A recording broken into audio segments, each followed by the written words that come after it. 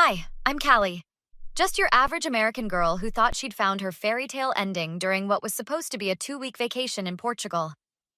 That's where I met Derek. Tall, charming, with this accent that made everything sound important. We bumped into each other at a cafe in Lisbon when I spilled my coffee all over his expensive looking shoes. Those were my favorite shoes, you know. I'm so sorry. Let me pay for the cleaning, or how about dinner instead? Tonight at 8? That's how it started. 2 weeks turned into a month as Derek showed me around. The beaches, the food, the culture, everything was magical. By week 3, we were inseparable. I've never felt this way about anyone, Callie. I know it's fast, but when you know, you know. 6 months later, we were married in a small ceremony. My parents couldn't make it. They thought it was too rushed. But I was sure.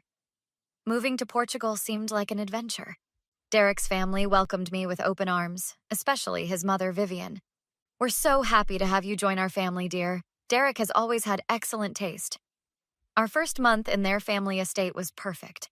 The house was massive, overlooking the Atlantic.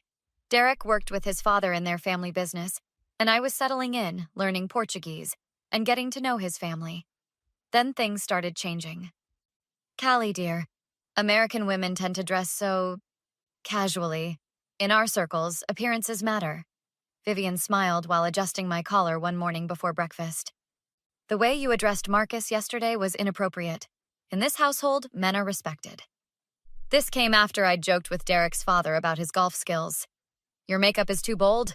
More natural looks are preferred in our family. Small comments became daily occurrences.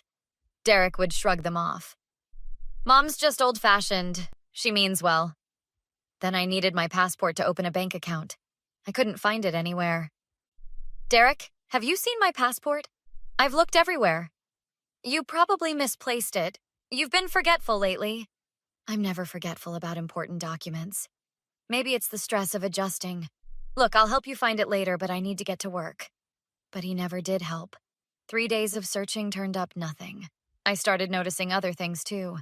My phone would mysteriously move from where I left it. My email password was changed once. My calls to friends back home always seemed to be interrupted by Vivian needing help with something urgent. Last night, I went downstairs for water and heard voices from Marcus's study.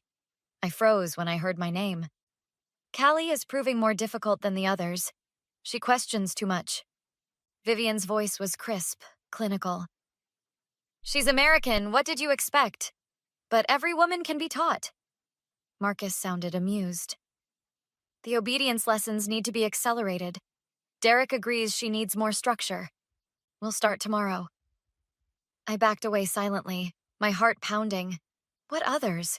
What obedience lessons? And why did my husband agree to whatever they were planning? I waited until morning to confront Derek about what I'd heard. He was getting dressed for work when I approached him. I heard your parents talking last night about obedience lessons for me, and I want my passport back now. Derek turned to me, his expression a mixture of surprise and annoyance. You were eavesdropping? That's exactly why Mom says you need guidance. Americans have no sense of privacy or respect. Don't change the subject. Where's my passport? I told you. You probably misplaced it. And whatever you think you heard was just a misunderstanding. My parents want to help you adjust to our culture. By hiding my documents and talking about obedience? You're being paranoid, Callie. Maybe you need to see someone about these delusions. That afternoon, Vivian called a family meeting where she laid out new household guidelines. My stomach dropped as she spoke. Callie, as the newest member of our family, you need structure. First, your wardrobe needs approval before leaving the house. Second, meals will be taken together, no exceptions.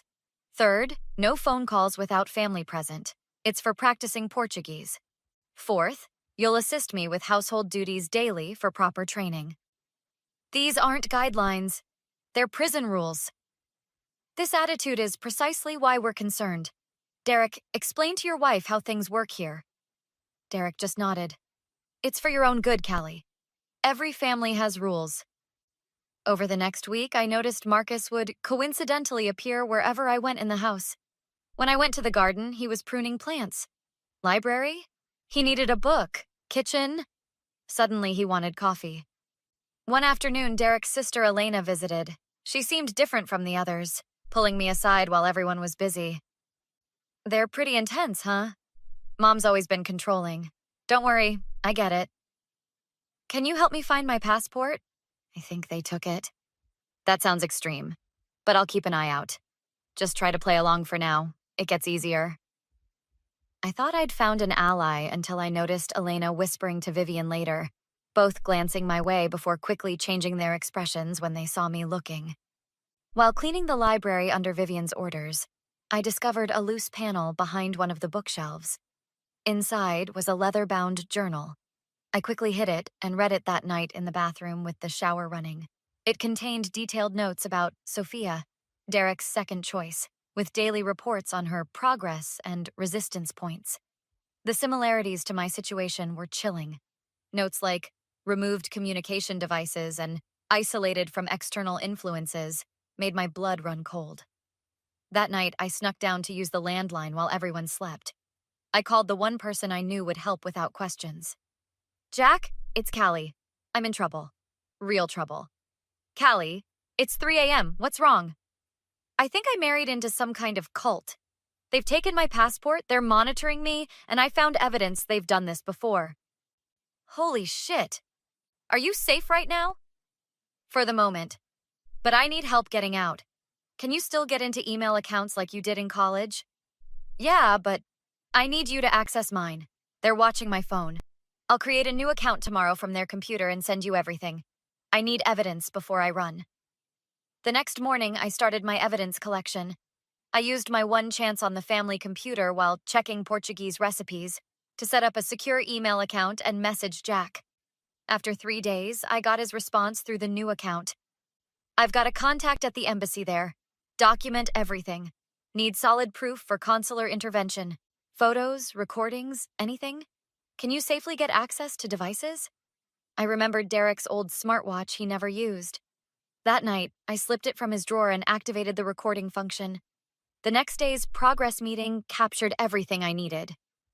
Callie, your resistance continues to disappoint. Derek tells me you're still asking about leaving to visit your family. Vivian's voice was ice cold. I just want to know when I can see them. When you've demonstrated proper integration into this family, the last girl, Sophia, asked too many questions too. She never learned. What happened to her? She chose to leave abruptly, very ungrateful after everything we did. I strategically placed the watch during 3 more meetings, capturing Marcus and Vivian discussing containment methods, and Derek agreeing that I needed to be broken of American independence.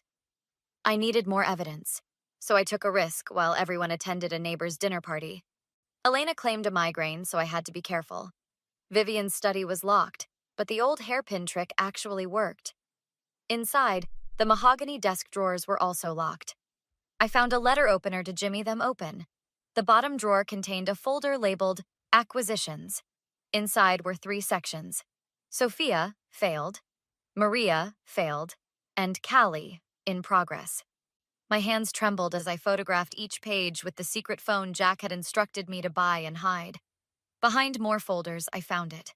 My passport, along with 2 others belonging to Sofia Martinez and Maria Dinescu. I photographed these too. Documents showed Derek had been legally married to both women, with marriage certificates and hastily filed divorce papers citing abandonment. I heard footsteps, and quickly replaced everything except photos of my own documents. The door opened just as I closed the drawer. What are you doing in Mother's study? Elena stood in the doorway. Just cleaning. Vivian mentioned she wanted this room done while you were all out. I held up the dusting cloth I'd brought as cover. Elena's eyes narrowed. Mother never allows anyone in here unsupervised. She must trust me more now. I've been working hard to follow the rules. I'll help you finish. She watched me dust for 15 excruciating minutes before we left together. That night, I emailed Jack everything and outlined my escape plan. I created a digital deadman switch. If I didn't enter a code every 24 hours, all evidence would automatically go to Portuguese police, the American embassy, and 3 news outlets. I've found everything, 3 women including me, I have my passport now. Embassy contact ready? His response came quickly. Everything's set. 2 days. Be ready. The final pieces of my plan fell into place over the next 2 days. I packed a small emergency bag and hid it in the garden shed. The family was planning a formal dinner, apparently a tradition when they felt their training was progressing well. Vivian spent the morning instructing me on proper table settings. Tonight is important, Callie. We'll evaluate your progress formally. Wear the blue dress I selected. Of course, Vivian. I want everything to be perfect. My stomach churned as I smiled sweetly. That evening, everyone gathered in the formal dining room. Derek seemed pleased with my compliance, patting my hand as I served wine perfectly to his specifications. You see, Mother? Callie is adapting beautifully. We'll see. Tonight's evaluation will determine if more intensive measures are necessary. What exactly do these intensive measures involve, Vivian? I asked innocently. Marcus cleared his throat. Nothing to concern yourself with if tonight goes well. And if it doesn't? Derek squeezed my hand painfully under the table. Let's focus on dinner, shall we? As Marcus carved the roast, a car pulled into the driveway. Elena peered through the curtains. Are we expecting someone? The doorbell rang, and Vivian nodded for me to answer it.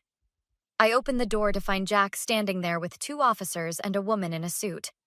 Sorry I'm late for dinner, Jack said loudly, walking in as if invited. Vivian stood immediately. Who is this man? Callie, explain this intrusion. This is my friend Jack, and these are officers Mateo and Lucia from the Portuguese Federal Police, along with Rebecca from the American Consulate. Derek approached aggressively. What is the meaning of this? Perhaps we should discuss the passports of 3 women you've kept hidden, or the detailed journals documenting your family's systematic abuse of your wives.